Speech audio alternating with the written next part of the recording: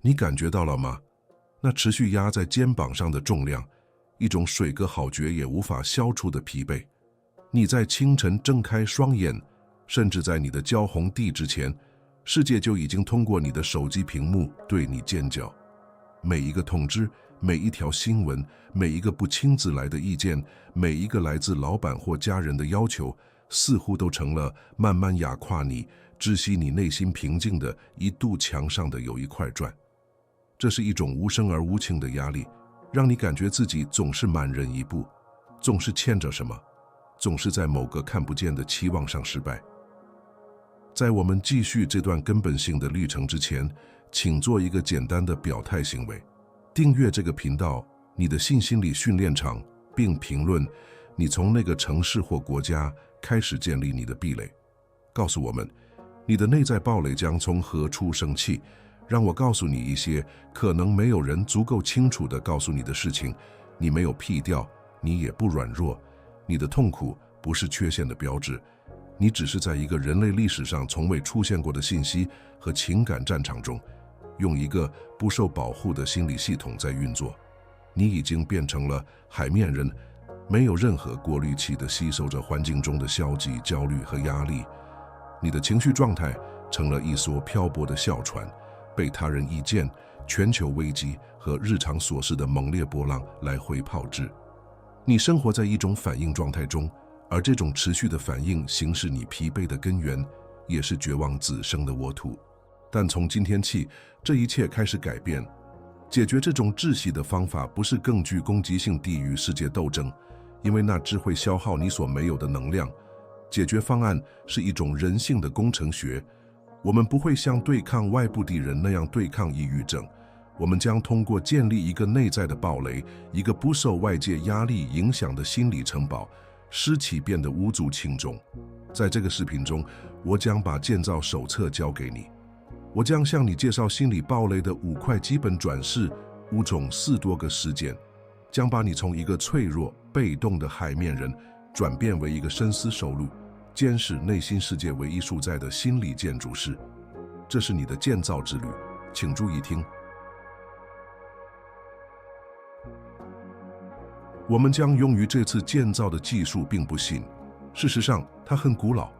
在战场上，在被围困的皇宫里，在最孤独的流放囚室中，都经受过考验。我说的是4多个主义，但请忘记那些背诵着尘封句子的白胡子老人的形象，把4多个主义看作它真正的样子，一个为人类心智设计的操作系统，一种为在最大压力下实现最高性能和着精而设计的灵魂技术。这并非要变得冷漠、无动于衷或没有情感，恰恰相反，这是要理解每种情感的起源，以便你能像工程师一样精确地管理它们。这是将你无法控制的外部混乱转变为你住在的内部秩序的艺术。这是建筑师的工具集。因此，让我们重新定义你的斗争。从今天起，你不再是对抗抑郁症。这种战争心态让你处于劣势，将你宝贵的能量消耗在直接冲突中。相反，你正在开始一个深思熟虑且有条不紊的项目，来构建你的心理防御。请理解这一点，抑郁症在很大程度上是由于你的心门打开，允许任何意见、任何批评、任何悲剧新闻毫无抵抗地侵入你的城堡的结果。那么，解决方案不是出去追捕入侵者，而是成为这些大门的诸守护者。有策略的选择是要被允许影响你的内在状态。为了引导我们看向了这位心理工程学最伟大的实践者之一——罗马皇帝马克·奥勒留。想象一下世界上最有权势的人处理着多条战线的战争，一场摧残他人民的瘟疫，他核心圈子内的背叛，以及对数百万生命的责任。他身上的压力是无法想象的。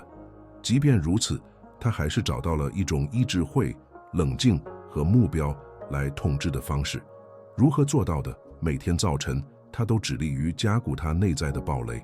他著名的书《沉思录》并非为出版而写，那是他个人的建造日记。他证明了，无论外部的围困有多大，内心的平静永远是一种可能性，只要你致力于建造。第一块砖是你整个堡垒的基础，控制的二分法。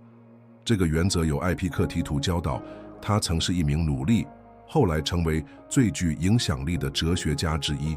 这个原则极其简单，但它的应用将为你改变一切。他声称，在宇宙中只存在两类事物，那些在我们控制之下的和那些不在我们控制之下的。在你的控制之下的是你的观点、你的判断、你的选择、你的努力、你行动的意愿、你的美德。在你的控制之外的是其他一切，别人对你的看法、全球经济、交通、天气、疾病、事故以及死亡本身。你需要明白，这不仅仅是一个有趣的想法，这是一种至潮的时间，一把锋利的剑，你必须用它来在一天中的每一刻分割显示。这是一个你应用于每一个时间、每一个担忧、每一个出现在你脑海中的想法的主动过滤器。这在我的控制之下还是不在？这个问题必须成为你的呼吸、你的咒语。没有这个绝对清晰的基础，任何你试图在脑海中建立的其他壁垒都将在风暴的第一个迹象下崩溃，因为它将建在混乱和对不可控事物的担忧的沼泽地上。基础必须渐入磐石。这里的内部冲突是巨大的，因为你所有的默认变成，你所有的社会条件都叫你做完全相反的事情。你在试图控制不可控的事物上花费了大量的感情和精神能量。你对在交通中插队的司机大发雷霆，这是一个完全超出你掌控的时间。你因为想象同事们会如何看待你的演示而焦虑的动弹不得，而他们的意见永远不属于你。你反复思考过去的错误，试图改变已被时间封存的东西。这种对抗现实的斗争是疯狂的定义，也是你耗尽精力的主要来源。这场斗争的根源是我们的自我，它有一种优质的全能欲望，一种妄想的信念，即如果我们足够担心，如果我们足够抱怨，如果我们足够生气，我们就能以某种方式使外部现实去赋予我们的意愿。自我在你耳边低语，说别人的意见定义了你的价值，一个项目的结果定义了你的成功，你所爱之人的行为是你的反应。所有这些都是将你束缚在痛苦中的谎言。斯多哥的真理是解放性的，你的价值完全在于你的意图和行动，这是你作为绝对主宰统治的唯一领地。此外，现代文化主场了这种危险的幻觉。我们被信息轰炸，告诉我们要显化结果，要观向成功，要永不放弃，并将这些思想不加区分地应用于一切。这创造了一代永远感到惧的人，他们因为无法控制不可控的事物而感到失败。斯多哥的道路更明智，而且讽刺的是更强大。他叫你精确地辨别真正的战场在哪里，他给你智慧，让你知道何时该全力以赴的战斗，何时该以不可动摇的尊严接受、适应和忍受。为了让这边的具体，想象你是一艘古老帆船的船长，你的船代表你的生命、你的思想和你的身体。你对这艘船内的某些事情拥有完全和绝对的控制权。你控制早舵，它代表你的决定；你控制早帆的调整，它代表你的努力和你的挂影。你只会找你的船员，他们是你的思想和习惯。这艘船是你的王国，在这里，你是主任和智慧官，你的责任是成为最好的船长，用你拥有的信息做出最好的决定。然而，海洋是外部世界，它眼阔不可预测，并且完全不关心你的愿望。你无法控制风、海流、风暴或地平线上出现的海盗。一个愚蠢而被动的船长会对风暴大喊大叫，他诅咒风吹错了方向。他对巨浪感到恐慌，将他的能量和船员的能量浪费在一场对抗海洋本性的徒劳战斗中。他的船漂泊不定，不仅被风暴损劈，更主要是因为他拒绝接受海洋的现实。而斯多哥的船长则以一种战略性的冷静行动，它不会浪费一定点能量去抱怨风，相反，它只照地专注于调整它的帆，以利用那阵风为它服务，无论它从哪里吹来。它不诅咒海浪，它坚定地操纵昭多来穿越它们。它接受海洋的本性，作为一个既定事实，而不是一个个人敌人。它的全部焦点都在于它的回应，它的技能，它对船的掌控。这就是他如何带领他的船员和他的船安全到达港口，不是因为他控制了海洋，而是因为他实现了对自己的掌控。这是你新的日常任务，在每一个沮丧的时刻，每一波恐惧，每一次愤怒的刺痛，你都必须停下来问船长的问题。这是我的船还是海洋？这个简单的问题是一个拥有巨大力量的工具。它在刺激和你的反应之间创造了一个空间，让你能够选择一个深思熟虑的回应，而不是被情感冲动所劫持。它将你内在状态的主动权还给你，将恐慌转变为一个需要用你控制的工具来解决的工程问题。通过只照第时间控制的二分法奠定这个基础，你实现了这次旅程的第一个伟大奇迹。你释放了大量之前浪费在不可能获胜的战斗中的精神和情感能量，你不再资源受苦，你将你所有的焦点和力量导向他们真正重要的地方，你的行动质量，你判断的清晰度，以及你品格的力量，这是你堡垒不可或缺的基石。有了它，我们就可以开始建立城墙了。现在基础已经奠定，我们来建立城墙。第二块砖是统一的过滤器，这是你对抗精神入侵者的主要防线。这个原则来自埃皮克提图，是这样的：不是时间本身困扰我们，而是我们对时间的判断。你感受到的压力不是来自一个交付期限，而是来自你的判断。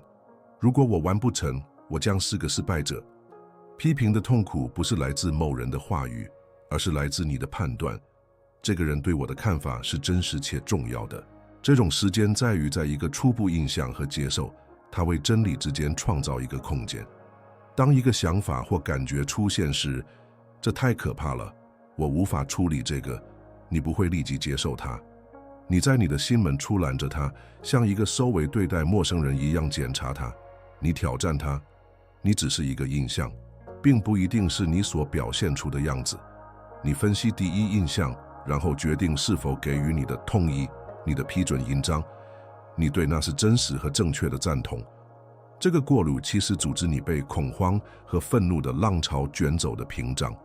这里的冲突是深远的，因为我们的大脑是一个自动做出判断的机器，它告诉运转，立即给发生的一切贴上好或屁的标签。这是帮助我们在丛林中生存下来的进化遗产，但在现代世界却给我们带来了巨大的痛苦。与这种自动化做斗争，就像用双手试图组织雪崩。我们的感觉看起来如此真实，如此紧迫，以至于他们是基于一个我们可以质疑的判断。这一想法听起来几乎荒谬。我们相信我们的情绪就好像他们是绝对真理一样。这种驱使被一种教导我们盲目相信我们的感觉的文化所加受，好像他们是通往真理的绝对之南。我们被鼓励冲动地表达每一种情绪，将每一个焦虑的想法都当作预兆来验证。违禁训练的心灵就像一个法庭，检察官第一印象大声提出指控，而法官你立即敲下发吹宣布判决，不听辩护，不分析证据。这样生活就是生活在情感的保证之下，你成为自己为精神式的反应的囚徒。此外，大脑有负面偏见，它的变成是更重视和关注潜在的威胁和危险。因此，负面印象、恐惧、焦虑、愤怒、羞耻，声音最大，看起来也最真实。它们劫持你的注意力，并要求你立即同意。这是一场灾难，你的大脑尖叫。没有过滤器，你就相信了。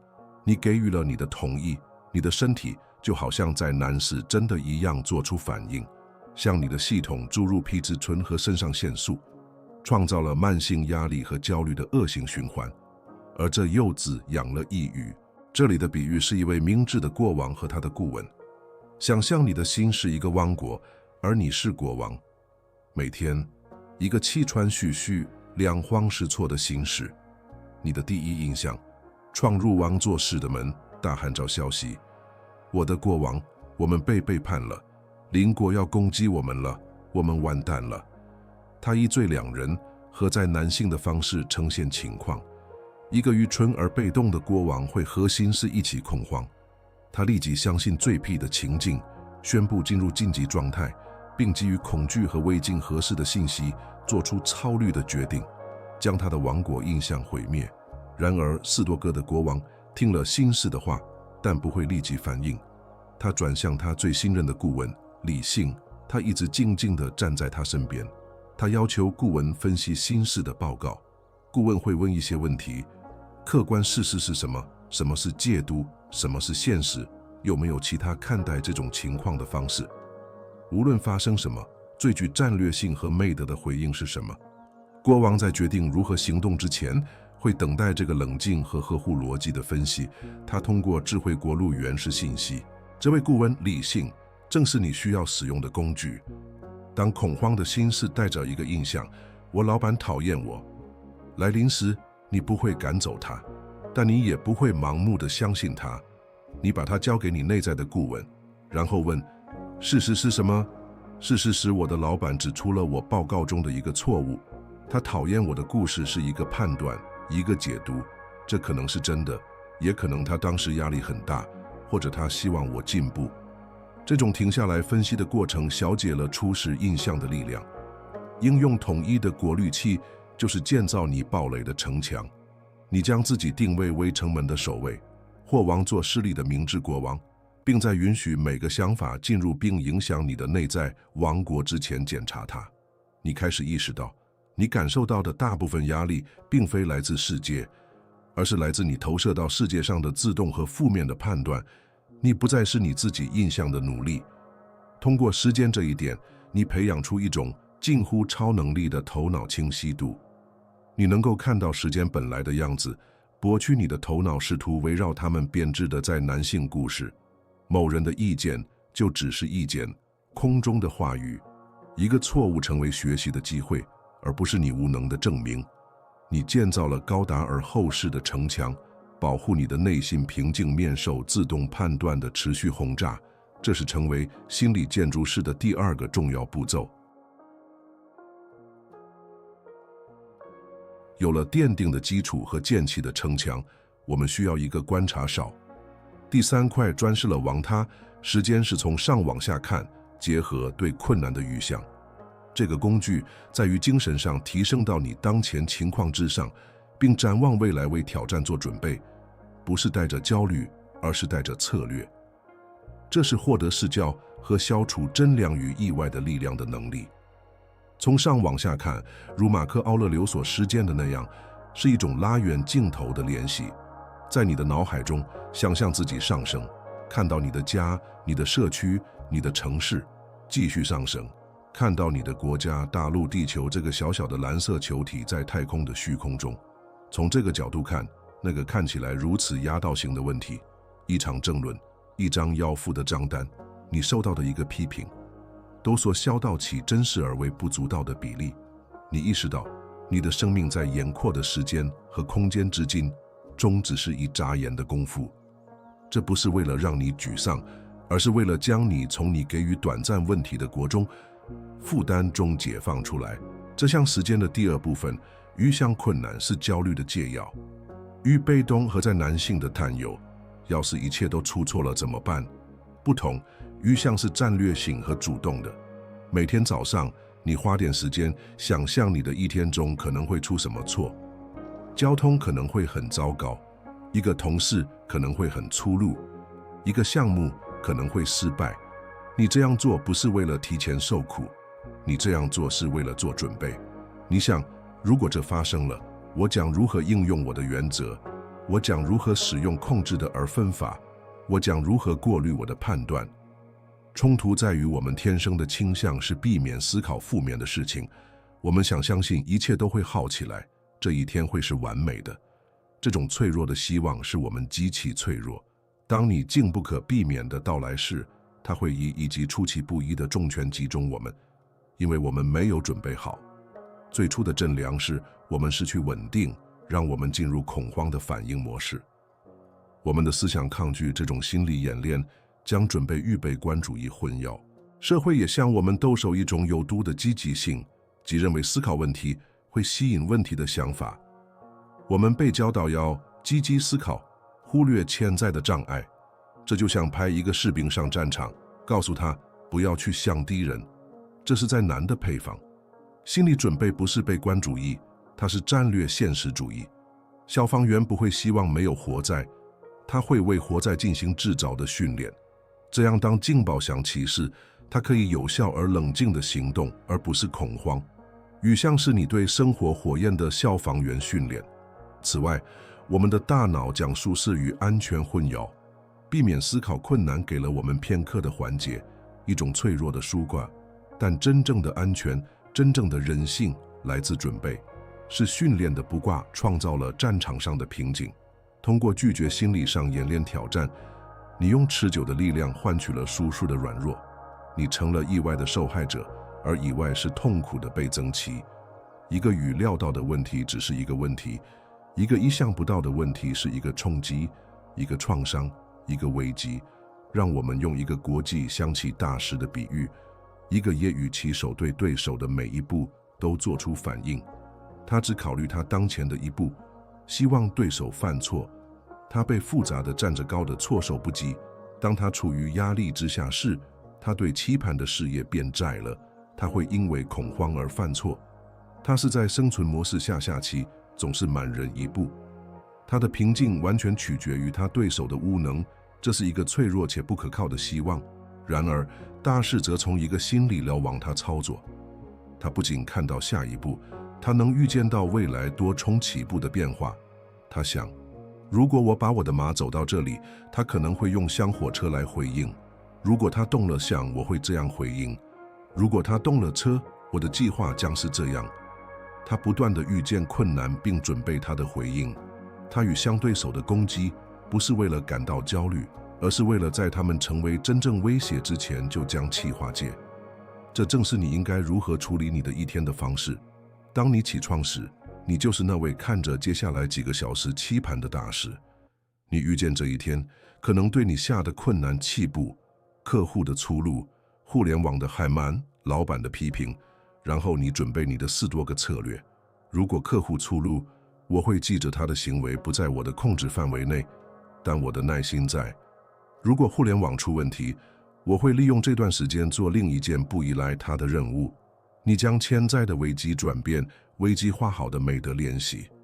这一点强有力的结论是，通过建造和使用你的瞭望塔，你剥夺了你境最强大的力量，意外的元素。你不再是环境的被动受害者，而是你自己注境的主动战略家。问题不会消失，但他们失去了在情感上动摇你的能力。他们变得就像象棋选手看到的那样，不是威胁，而是展示你技能和巩固你位置的机会。你变得难以被扰乱。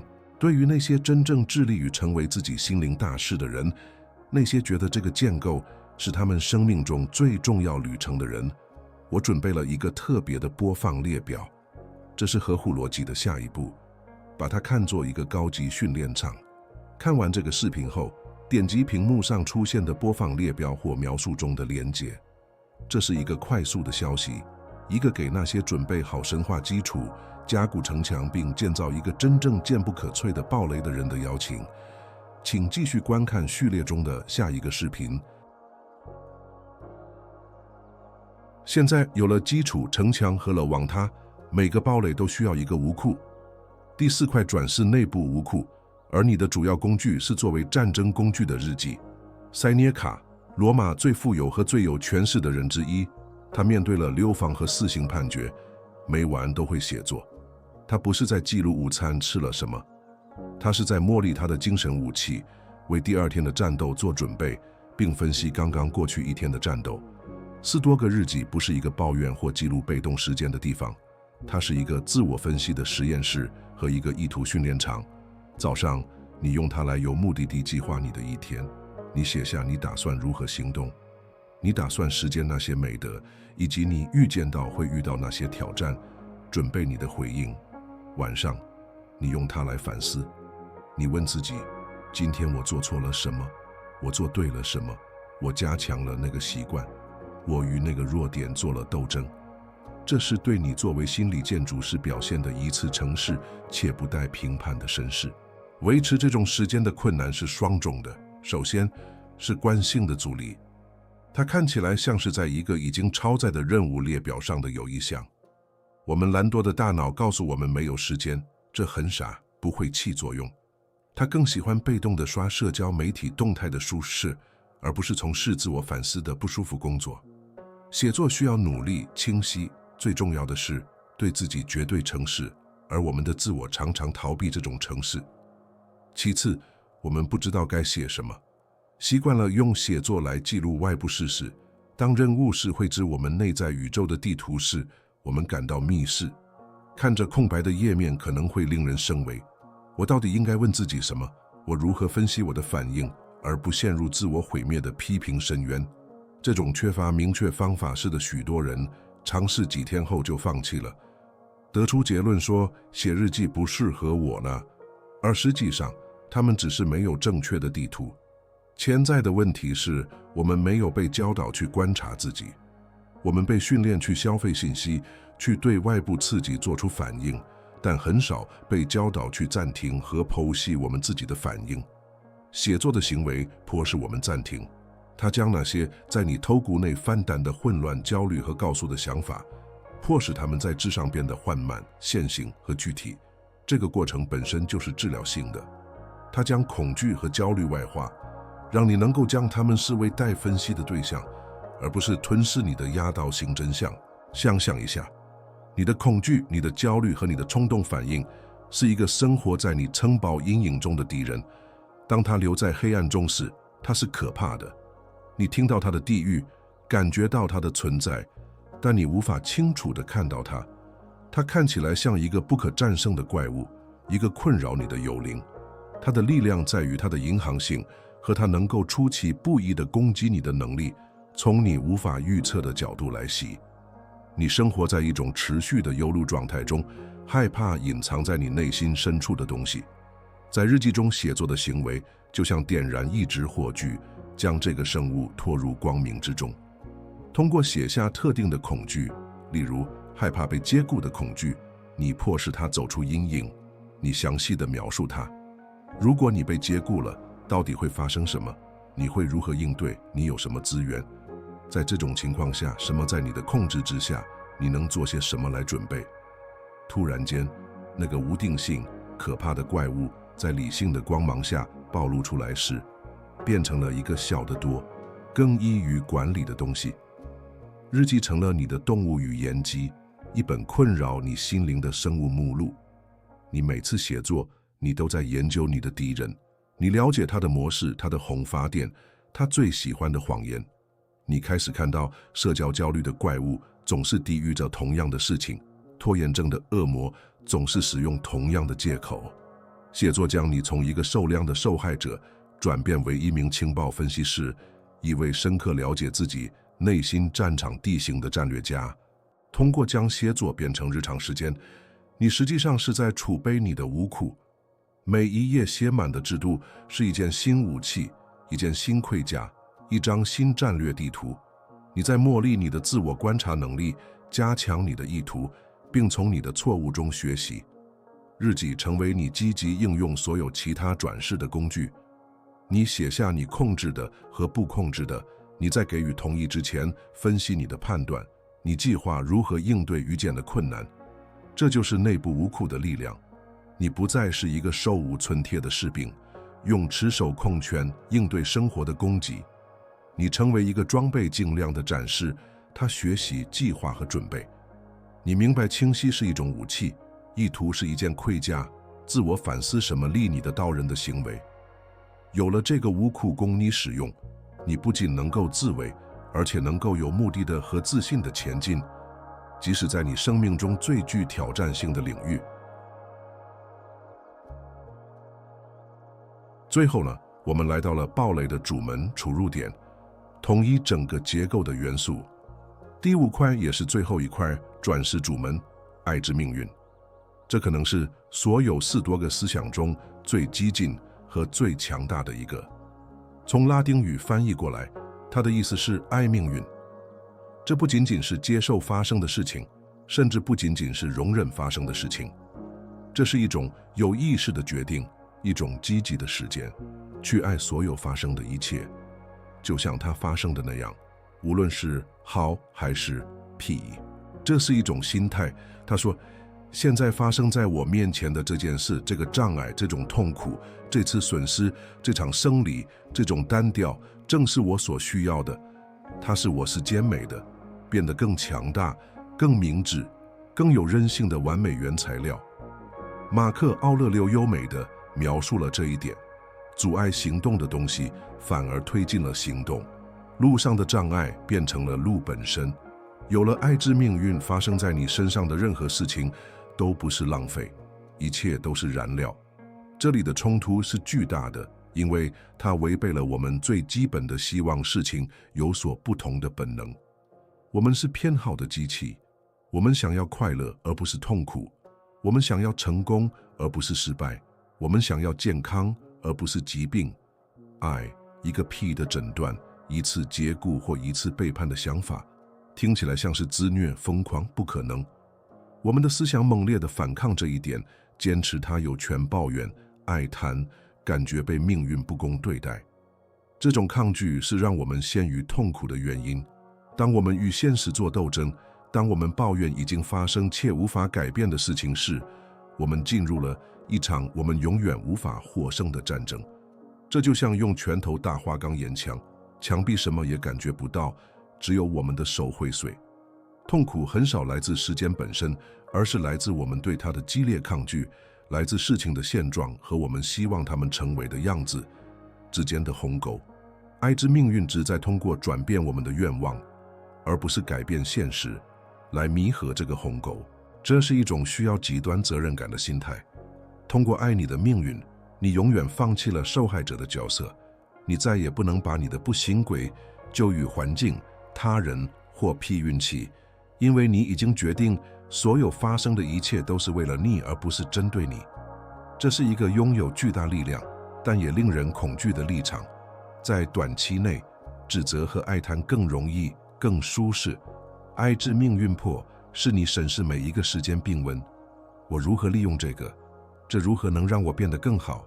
想象一个铁匠大师，对他来说，或不是敌人，强烈灼热的，或是必不可少的工具。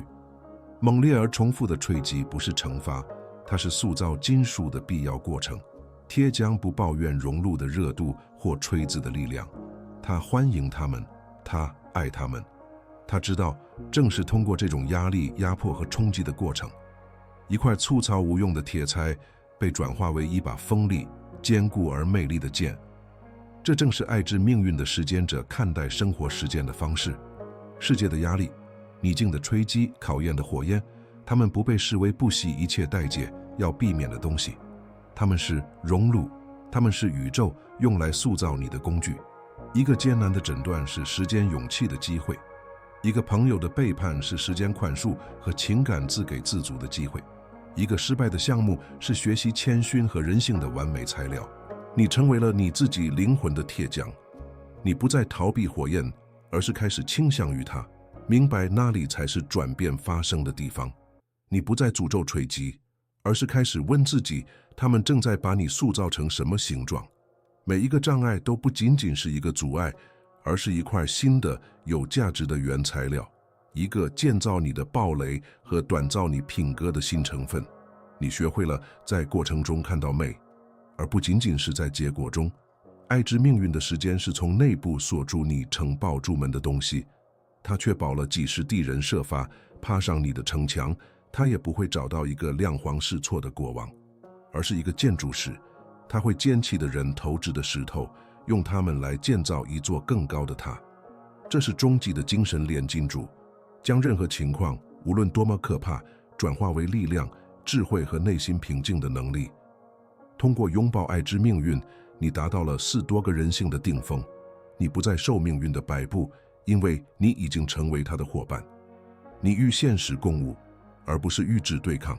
问题不再是为什么这会发生在我身上，而变成了这让我能够做什么。这是最终的自由，不是控制发生在你身上的事情的自由，而是选择去爱和利用所有发生在你身上的事情的自由。这是心理建筑式作品的最终印章。你已经读完了这本手册，但这只是你建造的开始。我们走过了从基础到了王塔，从无库到柱门的道路。你已经从多空、被动的海面人，转变为接受到见识、深思熟虑的心理建筑式的蓝图。这5块砖不仅仅是概念，它们是活生生的工具，只在日常使用。现在，真正的建造开始了，而建立任何宏伟结构的第一步是公开宣布你的意图，与自己签订一份合同。因此，现在就拿起你的第一块石头，到评论区用大写字母写下“我是建筑师”。这不仅仅是一条评论，这是你的实验，这是你信心领项目上的签名，这是第一块砖被放置的声音。如果你一直看到了这一刻，你已经展示了大多数人已经失去的记录和专注。你不是一个寻求连接娱乐的随意的观众，你是少数真正致力于自我转变的真实工作的人之一。你是一个沉默的建设者经营的一部分。为了让我们能够互相识别，为了让我们能够知道谁是这个正在不断壮大的社区的真正成员，我请求你做第2个生命。也请评论这句话，我看到了最后几。